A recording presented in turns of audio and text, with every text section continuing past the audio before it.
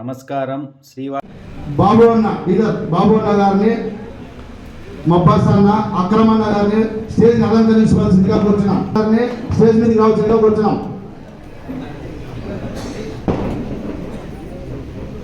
మాజీ ఎంపీ గంగరాజ్ అన్న గారిని స్టేజ్ మీదకి రావాల్సిందిగా కూర్చున్నాము.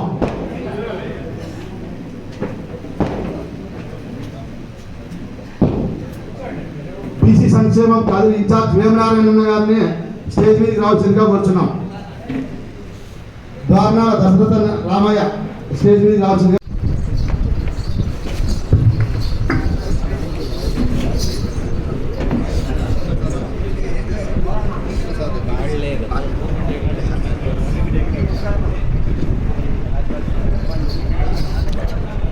అందరూ ఒకసారి గట్టిగా ఎన్టీఆర్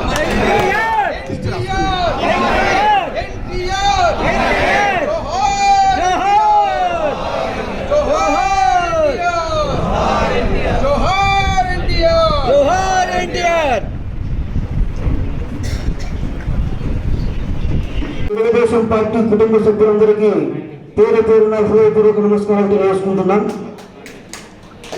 ముఖ్యంగా కదిరి నియోజకవర్గం అభివృద్ధి చెందాలంటే కందికుంట వెంకటభవన్ను ఎమ్మెల్యే చేసుకోవడం ఒకటే మన ముందున్న మార్గం.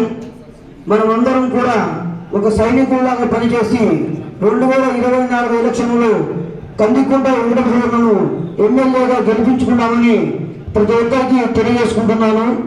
ఇక్కడున్న ప్రతి ఒక్కరూ కేవలం మీ ఓటు వేసి పని అయిపోయింది అనుకోకుండా మీతో పాటు ఒక్కొక్కరు 10 కుటుంబాలను ప్రభావితం చేసి అందరితో ఓట్లు వేయించి గెలుపు అందే వరకు విశ్రమించదని కోరుకుంటూ సెలవు తీసుకున్నాం. జై తెలుగుదేశం. వెంకటప్రసాద్ అన్న గారి ఆధ్వర్యంలో జరుపుకుంటున్నాం. జై హో బీసీ. మా బీసీలకు జరుగుతున్న అన్యాయాల గురించి మా బ్యాటింగ్ బావ సోంపాలెం నాగభూషణ అన్న వివరించారు. 2019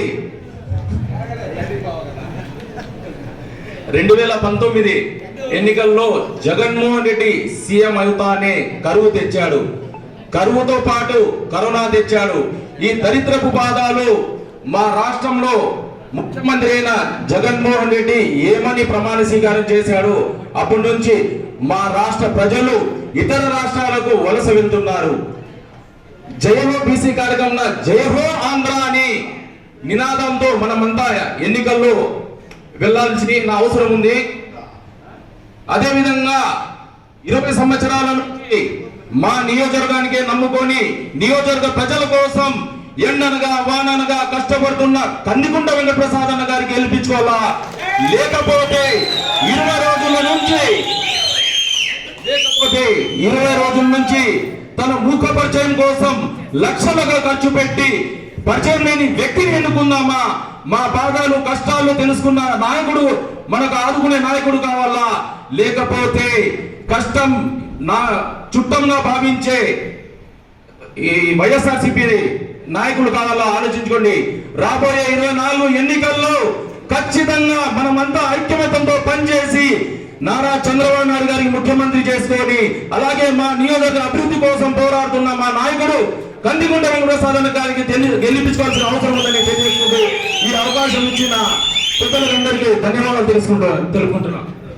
మన రాష్ట్ర అధ్యక్షులు శ్రీ అచ్చెన్నాయుడు గారి ఆధ్వర్యంలో అలాగే ఈ కదిరి నియోజకవర్గ ఇన్ఛార్జి శ్రీ కందికుంట వెంకటప్రసాద్ గారి ఆధ్వర్యంలో ఇక్కడ జరుగుతున్న జయోహో బీసీకి ఇచ్చేసినటువంటి తెలుగుదేశం నాయకులు అలాగే మన ఎదురుగా ఉన్నటువంటి తెలుగుదేశం పార్టీ వీర సైనికులకందరికీ చేతులు జోడించి నమస్కారాలు తెలియజేసుకుంటూ